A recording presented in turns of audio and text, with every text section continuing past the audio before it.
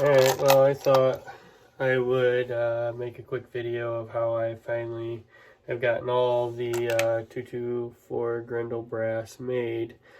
It just needs the neck to be squeezed one more time. We're using a 247 bushing in my neck sizing match die from Redding. We're going to pour the powder through a die with, I actually am using the 224 Valkyrie Dillon powder conversion kit for dumping the powder through the die. We're using a Hornady Universal 22 caliber cedar die with the precision seating stem conversion on it. We're just using a Hornady lock and load powder drop.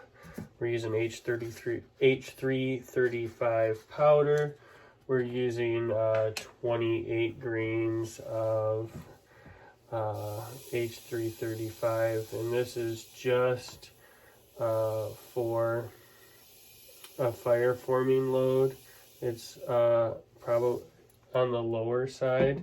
Doesn't have to be a full power charge for that. It saves on bullet powder, which, you know, is starting to become harder and harder to get in some instances, so I saved a little bit.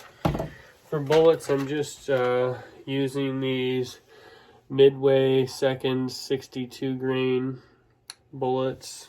I got them for 10 cents a piece. And then CCI number 41 military primers. I had a bunch of those, and so I didn't want to waste too much from a component standpoint for my precision stuff, so I just pushed it up into the die, gave the final squeeze on the neck, and when I pushed forward on the lever, it seated a primer. Pull it up, and then you will see I have a powder funnel that I'm going to dump through. This is a 1/3 cup measuring cup, to be honest with you, so it doesn't have to be too fancy. Seat your bullet.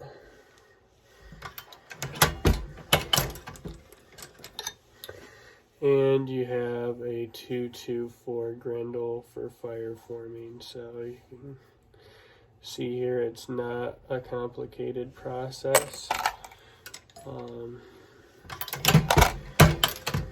There's a little time involved. I did anneal between all the different bushings I used to squeeze that neck down. After I got done with my final squeeze before I loaded any ammunition, I made sure it fit in my gun, so that's super important. Make sure that your chamber can actually chamber your cartridge before you go through and load up 500 of these, because that's how many fire forming rounds I'm doing on this gun. So this is my backup PRS rig, and so my 6GT is my primary. So I'm gonna plan on using this gun with 85.5 grain burgers. Stay ball 6.5. I'm shooting for around 2,900, 2,950 feet a second.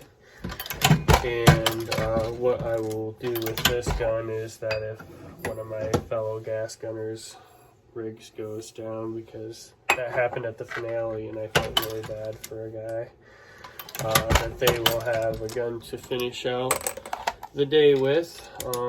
It's not about even funner if they beat me with my own gun. That'd be pretty cool, but I just think that no matter the stature of the person, the 224 Grendel makes sense because the recoil is super low.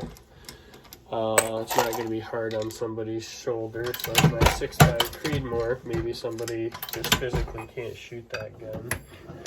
And so the AR-15 is a smaller, a bit lighter. And so we're putting something together really special for that. So we will do a gun review with it at some point. But I just wanted to show you this isn't a difficult process. The Dylan makes really light work of making these fire form loads.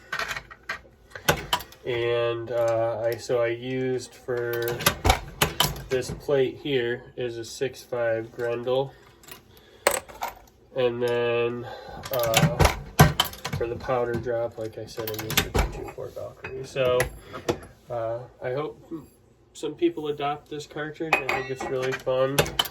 And it also makes like a really excellent coyote rig or something like that, a armature. So you're getting 22-250 basically performance with quite a bit smaller powder charge. And it would sit in home really well with a custom bolt gun or your AR-15. So ask any questions if you have it. Otherwise, happy shooting. And we will, when the work's done on the AR, we will go over that and show you what the gas gun looks like. Have fun.